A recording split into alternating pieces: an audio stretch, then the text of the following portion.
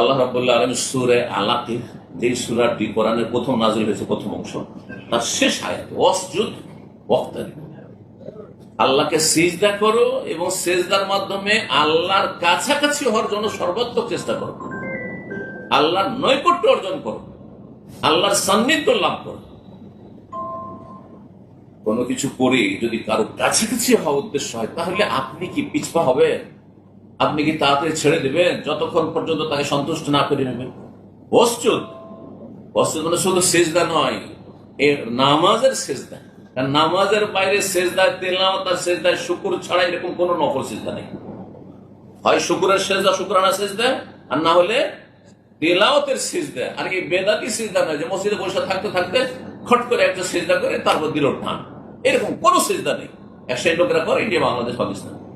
বেদাতি সিজদা, এই সিজদা কোন প্রমাণ নেই যে নবী সাহাবায়ে কেরামগণ মসজিদে বসে আছেন, একটা সিজদা দিলাম, তারপর উঠে চলে গেলেন।